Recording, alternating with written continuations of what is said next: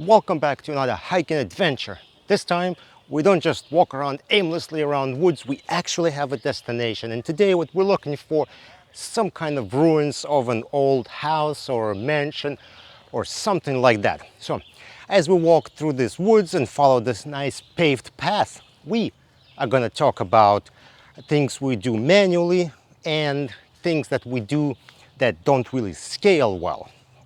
And these things go together really well because manual processes we do in e-discovery, well, they don't scale well, right? Hey, look, there we go. We found the ruins. So not really sure what the ruins are of. We're going to read their couple of signs here. So we're going to read what this is about, the history and everything. But this is pretty cool. We're going to walk around, explore, hopefully not fall into any holes or anything. But I hear there are like secret passages and tunnels and I don't know, basements, something to explore. Okay, let's go explore. So what is it that we like doing manually? And the first thing comes to mind, making last minute fixes to a production. Somebody says, oh, could you replace this native file or delete some files and change some images? Just, okay, the production's exported. I know it's done, it's in the folder, but can you just go in and tinker with it a little bit and change something here or something there? And sometimes even before production starts, client may ask you for a custom sort order. They'll say, okay, take this file first, this file second, then put files from this folder and then go back to here. Or sometimes they even go crazy and they ask to rearrange pages within a document or something like that. So those are all manual tasks that people do to either fix production afterwards or do something to prepare for production. And one of the issues with last minute production fixes is now that the production that's stored on the file system is no longer synchronized what's been done inside the processing or review software. So now someone has to take the data that was hand modified and the file system and then reload it back into the review environment so that whenever a client goes in, they could see the most recent changes that were made outside of it. And that's the reason why I always insist on rerunning productions completely as opposed to doing like little hands-on hacks and fixes. Now, when dealing with text messages is another place where I see last-minute fixes and changes.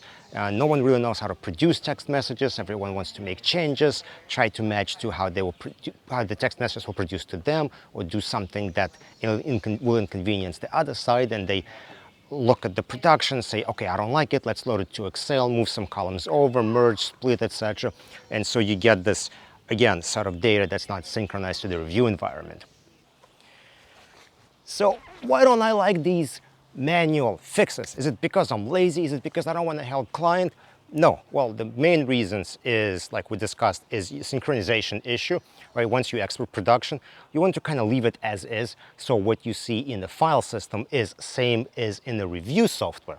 But the other reason is once you do something manually, let's say you fix one file, two files, you fix things up a little bit, next thing client says, oh, well, you did 5 files last time. Now I have 20 files, or now I have 100 files, and this will escalate quickly. And then you're gonna have to explain like, oh, well, 5 files was okay, but now I got like 70 or more. I don't, it's gonna take me forever to do it. And the client's like, well, why is it gonna take you so long now?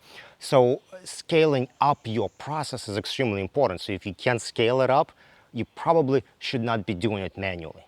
And just like you have manual processes that don't scale up, you also have tools that don't scale up. So you have to consider what tool are you using and how will it scale up to a large number of documents. So a perfect example of this would be Relativity's Save to PDF mass operation. It's great. It has a lot of functionality. You can export documents with transparent highlights. You can do all kinds of interesting things. But the problem with it is you cannot do same thing on the actual production set.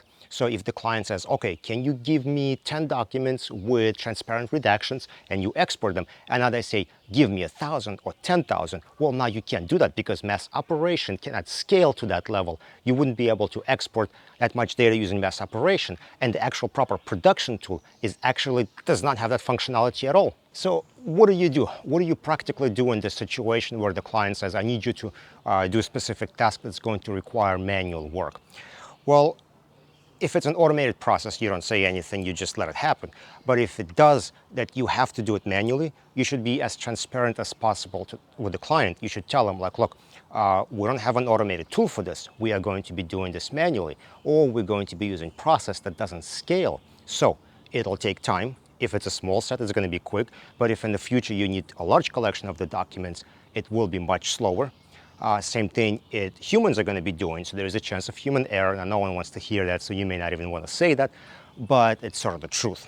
So point is, you want to tell the client upfront that you are doing something manual, something that may not scale in the long run. So this way, if they come back to you saying, oh, can you do that 500 more times? You tell them, whoa, remember we had a conversation about it, that I told you that this is a manual process. The best thing I do is I try to steer client towards a process that is automated, repeatable, and as fast as possible. Yes, it may not be a perfect solution every time, but if you can find sort of a compromise how we can get things done in more automated fashion, let the computer do the work so things are repeatable and scalable, you will have better results overall. So some people will say, why am I being lazy? Why don't I just give this manual task to like an analyst and just have him handle it? However long it takes, you just bill hourly for it and they sit there and do it. Problem with that is when somebody works on a manual task like that, it takes them out of your entire workflow. It's almost like they called out sick. They're not able to handle any other projects. Normally, analysts in process where everything is automated, they can kick off like multiple tasks. They can start OCR, start processing. They could be running 3 or 4 jobs. But when you give somebody that manual process to do, they have to completely dedicate themselves to it. So now they have to sit there, work on it, and they can't handle anything else, or they have a huge chance of screwing up that manual process that they're working on.